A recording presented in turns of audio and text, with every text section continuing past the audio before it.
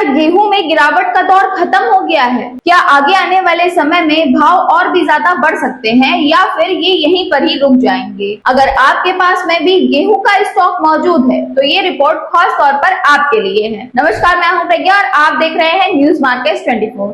तो आज इस रिपोर्ट में हम बात करेंगे गेहूं के बाजार की।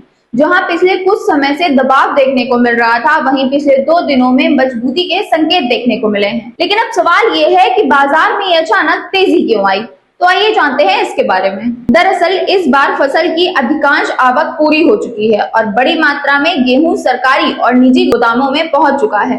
सरकार ने इस सीजन में करीब 356 लाख मीट्रिक टन गेहूं की खरीद की है, जबकि शुरुआती लक्ष्य 345 लाख मीट्रिक टन का बताया जा रहा था। यानी सरकार ने लक्ष्य से भी ज्यादा गेहूं की खरीद कर ली है।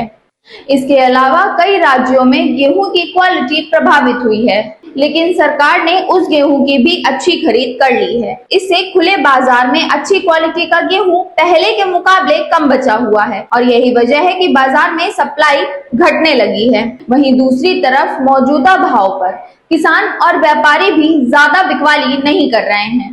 जब बाजार में माल कम होता है और खरीदारी बनी रहती है तो भावों को सहारा मिलना स्वाभाविक सी बात होती है। इसी कारण पिछले 2 दिनों में गेहूं के भाव 40 से 50 रुपए प्रति कुंटल तक मजबूत हुए हैं और बाजार फिलहाल 2685 से 2810 रुपए प्रति कुंटल के बीच में कारोबार करता हुआ नजर आ रहा है। लेकिन अब सबसे बड़ा सवाल ये है कि आगे क्या करें।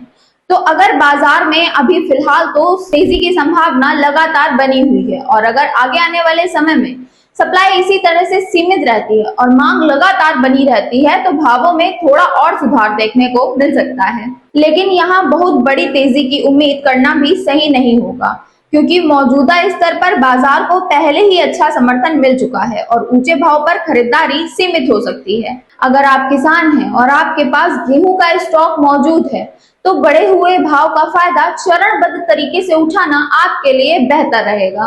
और अगर आप व्यापारी हैं तो लंबी अवधि की बड़ी तेजी मानकर भारी स्टॉक बनाने से बचें, बाजार पर नजर रखें और जरूरत के हिसाब से ही खरीदारी करें।